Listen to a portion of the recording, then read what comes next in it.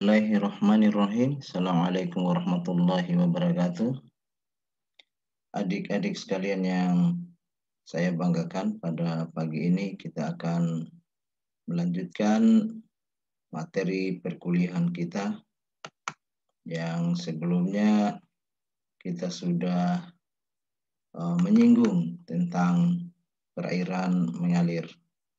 Nah, pada kesempatan ini saya akan melanjutkan materi dengan perairan menggenang.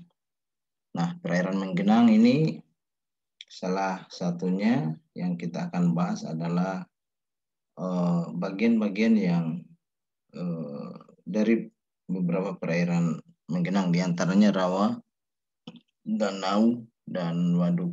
Jadi itu adalah salah dari contoh-contoh untuk tipe perairan yang menggenang. Kalau kita melihat tentang karakteristik perairan menggenang, maka kita bisa membayangkan bagaimana bentuk daripada atau karakteristik morfometrik dari tipe perairan menggenang tersebut. Nah, tipe-tipe perairan menggenang ini secara umum kita bagi dalam beberapa bagian, yakni berdasarkan cahaya. Nah, kalau berdasarkan cahaya, maka kita bisa membagi menjadi dalam dua bagian besar, yakni fotik dan afotik. Ya, ada fotik dan afotik.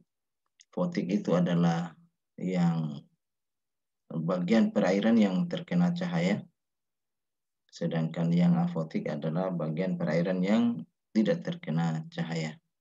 Nah, kalau kita lihat memang perairan menggenang yang ada seperti danau, kemudian seperti waduk, itu terlihat sekali bagaimana ada bagian-bagian perairan yang terkena cahaya, yakni pada lapisan permukaan, dan ada bagian yang sama sekali cahaya tidak mampu menembus pada kedalaman tersebut. Nah, kemudian ada juga yang berdasarkan suhu. Jadi tadi berdasarkan cahaya, sekarang berdasarkan suhu, yakni suhu epilimnion, thermocline, dan hipolimnion. Nah, untuk yang berdasarkan suhu ini, untuk yang bagian epilimnion ini adalah bagian yang suhunya itu merupakan suhu perairan yang hangat, ya. Nah, seperti itu. Kemudian ini lapisan epilimnion ini juga sebenarnya berhubungan dengan zona fotik tadi. Jadi zona yang terkena cahaya ini mempunyai suhu yang lebih hangat dibanding lapisan yang ada di bawahnya. Nah, kemudian satu ciri yang unik di perairan tawar ini, ya, ada lapisan yang namanya thermocline. Nah, lapisan thermocline ini adalah lapisan antara epilimnion dan hipolimnion. Nah, di saat kita memasuki lapisan thermocline itu, yang tadinya suhunya itu berada di atas 18 sampai 20 derajat Celcius, itu turun secara tiba-tiba, ya. Jadi ada penurunan drastis dari suhu tadi, ya. Jadi tadi yang 18 akan turun menjadi lebih sangat rendah, ya. Nah, itu adalah lapisan yang thermocline, dan penurunannya itu ada lapisan tertentu yang sangat jauh dia punya kisaran. Yang 18 langsung turun menjadi 8 gitu, ya. Nah, itulah lapisan itu yang dinamakan dengan thermocline. Nah, kemudian setelah lapisan thermocline itu, kemudian suhu menjadi sangat dingin, ya. Itu ada di lapisan hipolimnion, dan ini adalah lapisan-lapisan yang masuk pada zona afotik. Jadi di zona antara tadi itu, ya, itu tadi dia punya suhu berada pada kondisi yang sangat ekstrim, ya, di thermocline, ya, seperti itu. Kemudian pada perairan menggenang juga ini tadi saya katakan ada termocline. Nah, kita bagi berdasarkan produktivitasnya, ya. Ada di produktivitasnya. Nah, ada zona yang tadi kita katakan dia antara fotik dan afotik, ya. Di situ ada titik kompensasi namanya, ya. Pada saat matahari itu sudah hilang, tinggal 1% dari matahari tadi, sinar yang masuk, yang menembus ke dalam perairan, itu namanya titik kompensasi, ya. Nah, titik kompensasi ini tinggal 1% saja cahaya yang masuk di tempat tersebut. Nah, artinya apa? Ketika hanya 1% berarti proses fotosintesis yang terjadi di daerah itu sama dengan proses respirasi, ya. Jadi fotosintesis, produktivitas itu sama dengan laju respirasinya, ya. Jadi di situ zonanya sudah zona 0, ya.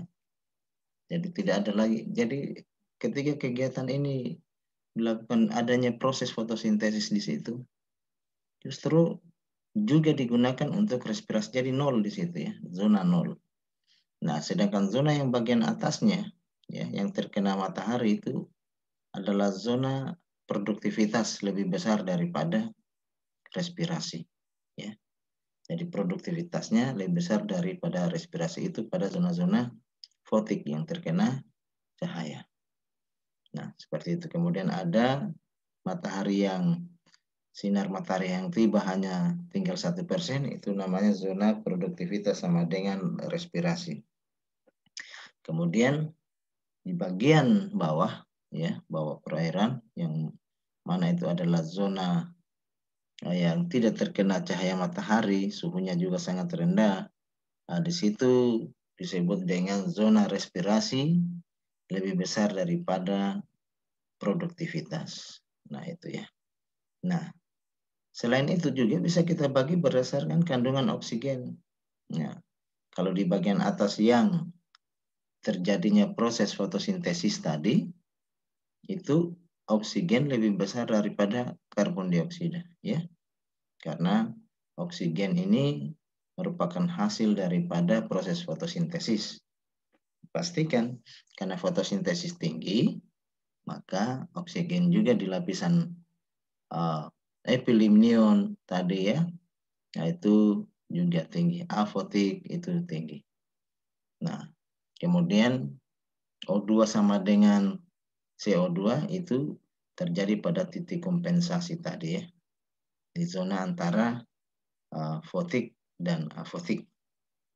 Ketika memasuki zona afotik, maka atau zona di mana dia itu tidak ada lagi cahaya, maka karbon dioksida lebih besar daripada oksigen. Nah, itu. Nah, kemudian di perairan Menggenang juga ini ada zona litoral dan pelagis. Ingat, litoral dan pelagis. Litoral itu adalah zona di mana masih ditemukan adanya tumbuhan air. Berarti dia di daerah tepian, ya. Daerah tepian. Kemudian bergerak ke daerah yang lebih jauh ke tengah, itu sudah dinamakan pelagis, ya. Jadi pelagis itu daerah yang tidak ada lagi pengaruh daratan, ya, pengaruh daratan. Kalau masih ada pengaruh daratan, berarti di situ masih ada tumbuhan air yang tumbuh, ya. Nah, itu berarti dia masih masuk zona litoral. Ketika itu sudah tidak ada lagi tumbuhan airnya, maka itu dikatakan pelagis, ya, pelagis. Mari kita lihat dia punya gambar seperti ini, ya. Ini zona litoral, ya, seperti yang saya katakan tadi, zona litoral yang masih ada tumbuhan air. Kemudian sampai ke sini adalah zona pelagik, ya. Ini litoral juga, ya, bagian sisi-sisinya. Kemudian zona fotik. Zona fotik tadi itu yang terkena cahaya matahari pada bagian sini, ya. Nah, di sini tercampur sempurna dia punya lapisan. Dan lapisan antara permukaan dengan bawah itu tidak bersatu karena berbeda suhu dan akan mengalami tekanan yang berbeda. Dan demikian maka tidak terjadi percampuran antara bagian fotik dan afotik, itu ya. Nah, fotik akan tercampur pada zona fotik, afotik demikian juga ya, tercampur. Nah, seperti itu. Kecuali mungkin ada kondisi-kondisi tertentu seperti hujan yang menyebabkan suhu bagian permukaan dan suhu yang ada di dasar itu sama, sehingga ini terjadi percampuran dan bisa saja terjadi pembalikan massa air. Seperti itu ya. Nah, kemudian ada zona kompensasi tadi di mana fotosintesis sama dengan respirasi. Ketika matahari yang jatuh ini tiba pada permukaan ini tinggal 1% sini. Sehingga proses fotosintesis itu seadanya. Toh juga nanti dimanfaatkan untuk respirasi. Seperti itu ya. Kemudian masuk pada zona yang tidak ada cahaya. Ini adalah zona afotik. Nah, gitu ya.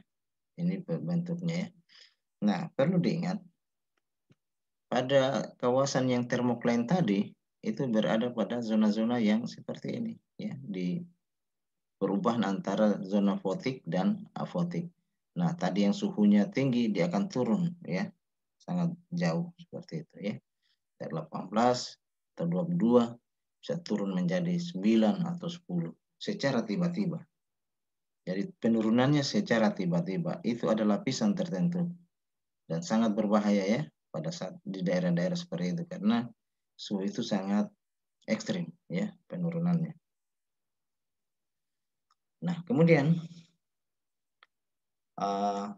perlu kita ketahui bahwa untuk tipe-tipe perairan menggenang ini ada danau, ada rawa, ada waduk yang mempunyai ciri dan karakteristik tersendiri. Seperti danau ya, perairannya itu dangkal ya. Kemudian tepian yang curam kadang-kadang ya kita dapatkan. Ada yang dari luas sampai sempit. Dan masa airnya itu masa air yang tenang ya seperti itu. Dan dia punya aliran masuk dan aliran keluar. Nah, danaunya ada juga danau yang di perairan tawar yang asin ya. Nah, itu biasanya tidak punya outlet ya, tidak punya saluran pembuangan. Nah, di danau ini terdapat stratifikasi suhu. Stratifikasi itu apa? Nah, itu tadi ya, ada pengelompokan ya, ada suhu yang bagian atas berbeda dengan suhu yang bagian bawah. Dia tidak tercampur ya seperti itu. Airnya jernih, tumbuhannya itu kadang-kadang hanya terbatas pada zona litoral seperti kita katakan tadi ya. Nah, danau ada yang danau yang terbentuk secara tektonik karena gempa, kemudian ada yang terbentuknya secara vulkanik ya. Ada yang akibat gunung berapi. Jadi tinggal dilihat cirinya. Kalau danau tektonik itu umumnya dalam ya karena akibat patahan pergerakan lempeng yang kemudian terjadi tumbukan lempeng patah dan di situ akan membentuk sebuah lembah yang besar ya sehingga dia akan menampung air pada airnya terisi oleh air ya. Nah ini yang kemudian membentuk danau dan danau ini kadang umumnya dalam ya. Nah, bisa dibayangkan patahan benua gitu ya.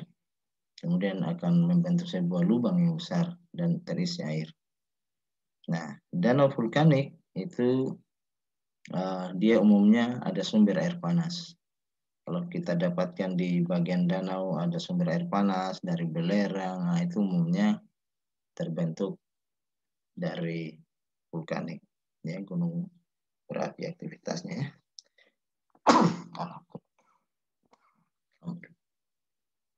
Lanjut. Rawa. Untuk rawa ini ada yang disebut dengan rawa yang pasut dan ada rawa yang darat.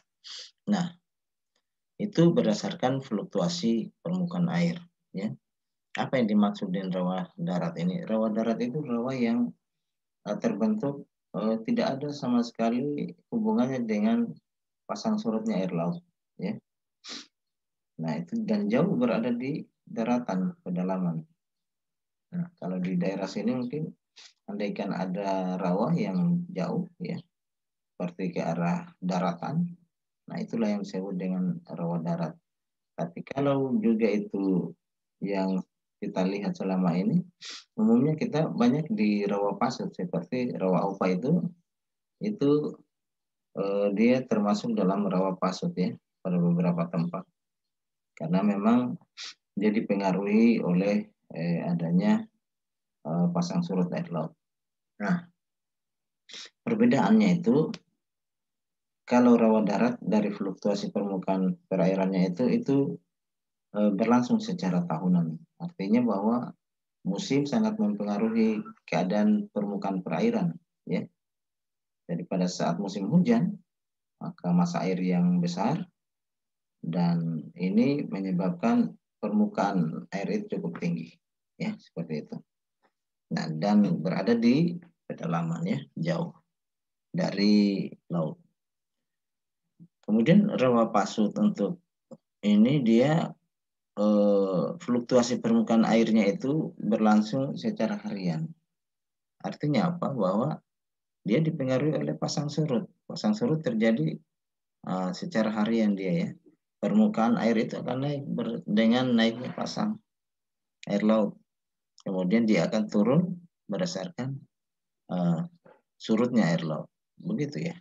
Dan umumnya itu terjadi di daerah Payo yang dekat dengan pantai.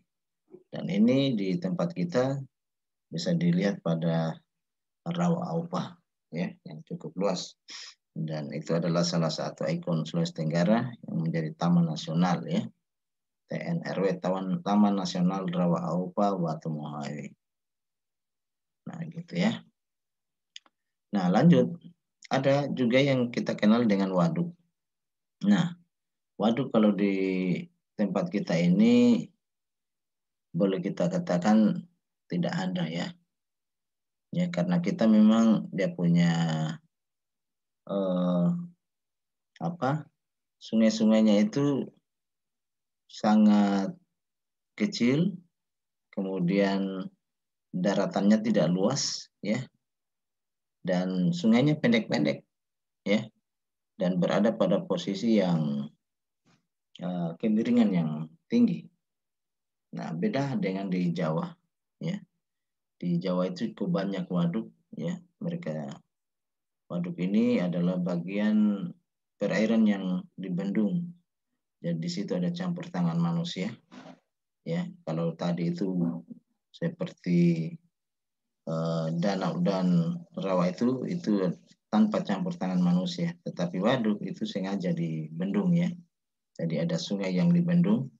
Umumnya yang dibendung ini adalah sungai-sungai yang permanen kemarin ya, kita sudah sebutkan. Nah, kalau kita lihat ini bendungan cukup besar biasa. Kalau di waduk, di sini ada waduk yang apa namanya? Ada waduk lapangan, ya. Ada waduk. Ini ada maaf. Ini ada waduk lapangan, ya. Kemudian yang masa simpang airnya itu mengering pada akhir musim kemarau. Ini umumnya pada tipe-tipe perairan yang ada kemarin yang episodik, ada yang intermiten, dan ada yang permanen. Dan ini adalah tipe perairan yang episodik. Kemudian waduk irigasi, yaitu menyimpan 9 sampai 12 bulan masa airnya. Jadi nanti dia kering di akhir-akhir kemarau. Kalau ini tidak terlalu lama tadi yang lapangannya seperti itu. Nah, ini untuk sungai-sungai yang intermiten ya, intermiten. Jadi cukup lama masa simpan airnya. Pada saat airnya sudah mendekati kering, maka akan terisi kembali. Nah, seperti itu. Kemudian ada waduk yang serbaguna ya. Serbaguna ini tidak mungkin dikeringkan karena dia membendung sungai-sungai yang sifatnya sungai permanen, ya, yang mengalir sepanjang tahun. Nah, seperti itu. Nah, kalau kita lihat waduk di Indonesia, kita juga punya waduk, tapi umumnya tipenya itu bukan waduk serbaguna. Kita lebih banyak yang waduknya itu tipe lapangan atau irigasi, ya. Dan ini sebenarnya biasa untuk membantu petani, ya, di perairan-perairan yang sudah kering, sungai yang kering itu disengaja untuk dibendung untuk mendapatkan masa air yang kemudian bisa digunakan air tersebut untuk kepentingan pertanian. Nah, beberapa tempat saya dapatkan di daerah persawahan, di bendung waduk lapangan, dijadikan waduk lapangan dan waduk irigasi, ya. Nah, tetapi kita tidak memiliki waduk serbaguna ini, ya.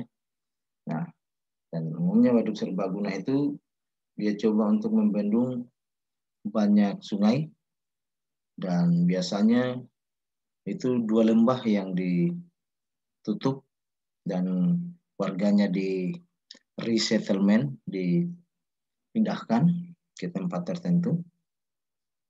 Kemudian baru ditenggelamkan semua, seperti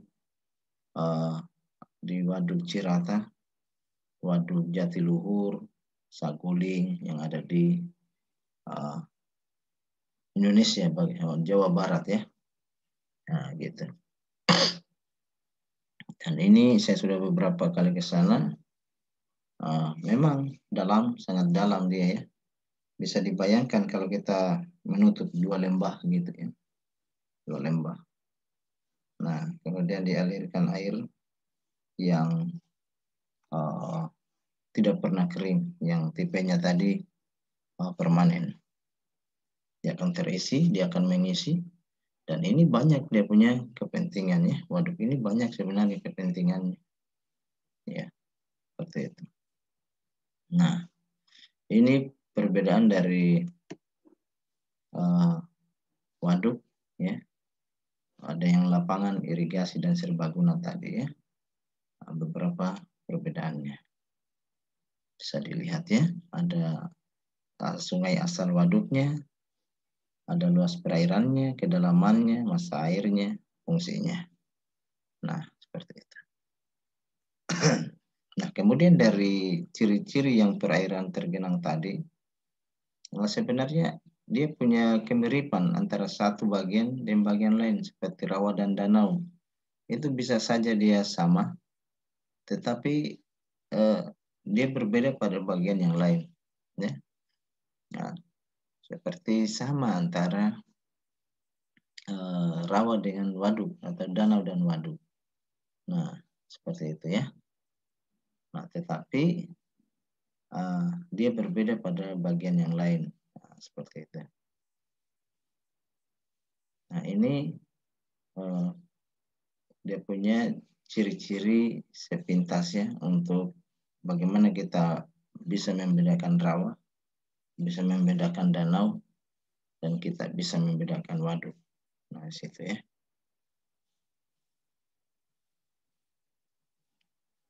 Nah, itu semua tadi untuk perairan yang menggenang. Mudah-mudahan apa yang saya sampaikan ini bisa dipahami dengan baik, sehingga membantu kalian di dalam mengenal dari karakteristik mana perairan mengalir, mana perairan menggenang, dan ciri-cirinya masing-masing, ya. Adanya pembagian-pembagian di dalam setiap tipe perairan tadi, ya. Demikian. Saya kira ini adalah kuliah kita yang keempat. Nanti kita akan lanjutkan pada materi berikutnya. Untuk Senin ini, maka kita akan diskusi. Kita akan diskusi dengan materi-materi yang telah saya sampaikan sebelumnya. Demikian materi hari ini saya tutup dengan ucapan billahi taufiq wal hidayah. Wassalamualaikum warahmatullahi wabarakatuh.